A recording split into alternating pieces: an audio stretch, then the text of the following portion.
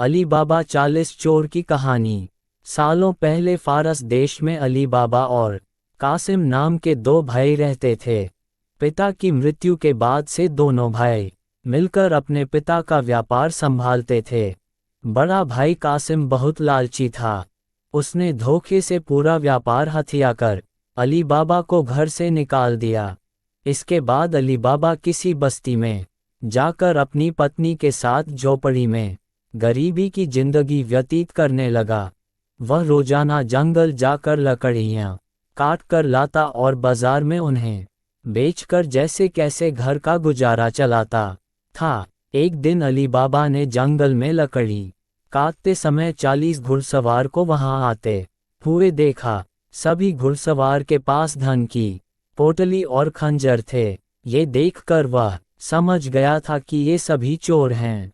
अली बाबा एक पेड़ के पीछे छिपकर उन्हें देखने लगा। तभी सभी घुड़सवार एक पहाड़ के पास जाकर खड़े हो गए।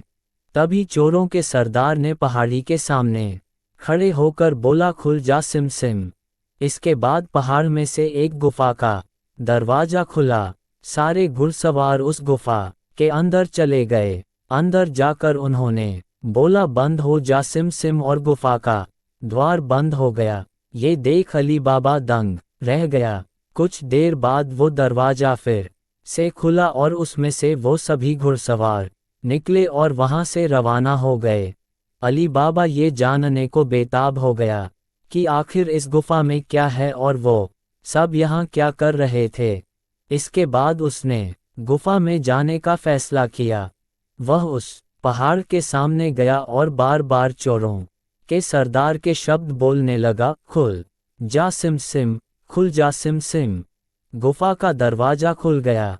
अली बाबा गुफा के अंदर गया और उसने देखा कि वहां सोने की गिन्नियां, अशफियां, गहने आदि रखे थे।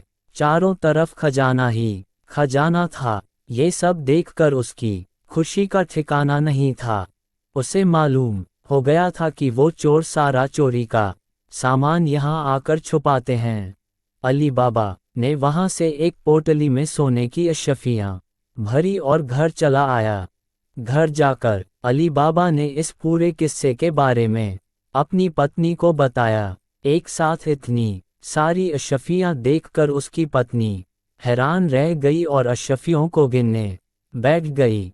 तभी अली बाबा ने बोला कि ये इतनी अशफियां हैं कि इन्हें गिनते गिनते रात हो जाएगी। मैं गड्ढा खोद कर इन्हें छुपा देता हूँ, जिससे किसी को भी हम पर शक न हो। अली बाबा की पत्नी बोली, मैं इनकी गिनती नहीं कर सकती हूँ, लेकिन अंदाजे के लिए इन्हें तोल तो सकती हूँ।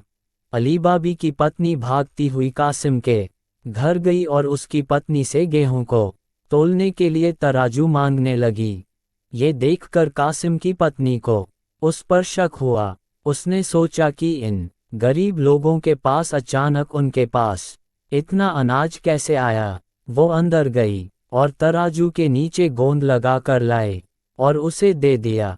रात को अली बाबा की बीवी ने सारी अशफियों को तोला और तड़के सुबह उनका तराजू लौटा आए। कासिम की पत्नी ने तराजू को उल्टा करके देखा तो उस पर सोने की एक अशर्फी चिपकी हुई थी। उसने यह बात अपने पति को बताई। कासिम और उसकी पत्नी यह जानकर जल भुन गए। दोनों को रात भर नींद नहीं आई। सुबह होते ही कासिम अली बाबा के घर गया और उससे धन का स्रोत पूछने लगा। ये सुनकर अली बाबा ने कहा, आपको कोई गलतफहमी हुई है, मैं तो एक मामूली लकड़हारा हूँ। कासिम ने बोला कि तुम्हारी बीवी कल हमारे घर से अशरफियों को तोलने के लिए तराजू लेकर गई थी। ये देखो, ये अशरफी तराजू पर चिपकी मिली है।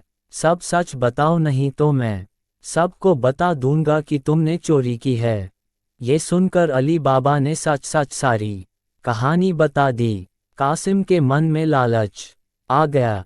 उसने खजाना हथियाने का प्लान बनाया और अगले दिन गुफा पहुंच गया। वह अपने साथ एक गधा भी लेकर गया ताकि वह उस पर खजाना लाद कर ला सके। गुफा के सामने पहुंचकर उसने अली बाबा ने जैसे बताया था वैसे ही किया। उसके खुल जा सिम सिम बोलते ही गुफा का दरवाजा खुल गया। अंदर पहुंचकर चारों तरफ खजाना देखकर वह भौचक्का रह गया। उसने बोरियों में सोने की सिक्के भरे और बाहर निकलते समय क्या बोलना है वही भूल गया। गुफा से बाहर निकलने के कासिम ने तमाम प्रयास किए, लेकिन कोई रास्ता न निकला। वह गुफा के अंदर कैद हो जाता है। कुछ देर बाद जब चोरों का गिरोह वहां पहुंचा तो उन्होंने देखा कि बाहर एक गधा बंधा है। वे समझ जाते हैं कि यहाँ कोई आया है। चोर अंदर जाते हैं और कासिम को ढूंढकर मार देते हैं। इधर जब कासिम घर नहीं पहुंचता तो उसकी पत्नी परेशान हो जाती है और अली बाबा के घर जाकर बड़े भाई को ढूंढकर लाने के लिए बोलती है। अली बाबा ढूंढता हुआ गुफा के पास पहुंचा तो वहां उसने भाई के गधे को घास चरते हुए देखा। वह समझ जाता है कि कासिम अंदर गया था और चोरों ने उसे पकड़ लिया है। अली बाबा जब गुफा के अंदर गया तो उसे कासिम की लाश मिली। अली बाबा लाश को घर लाता है और बिना किसी को बताए प्राकृतिक मौत घोषित करके उसका अंतिम संस्कार कर देता है। कासिम की पत्नी के कहने पर अली बाबा और उसकी पत्नी कासिम का व्यापार संभालने लगते हैं और उसके साथ रहने लगते हैं। वहीं जब चोर गुफा में आते हैं और कासिम की लाश नहीं देखते तो समझ जाते हैं कि खजाने का राज किसी और को भी पता है। वह गांव में जाकर पता लगाते हैं कि कुछ दिनों में किसके घर में मौत हुई है। चोरों को अली बाबा का घर मिल जाता है। चोर ने उसके घर के बाहर क्रॉस का निशान लगा दिया, जिससे रात के समय उन्हें उसका घर समझने में आसानी हो। वहीं अली बाबा ने जब अपने घर के बाहर क्रॉस का निशान देखा तो वह समझ गया कि चोरों ने घर का पता लगा लिया है। उसने वैसा ही निशान सबके घर के बाहर लगा दिया। रात में जब चोर आए तो सबके घर पर वैसा निशान बना देखकर दुविधा में पड़ गए और वापस चले गए। चोरों का सरदार चुप चुप बैठने वालों में से नहीं था।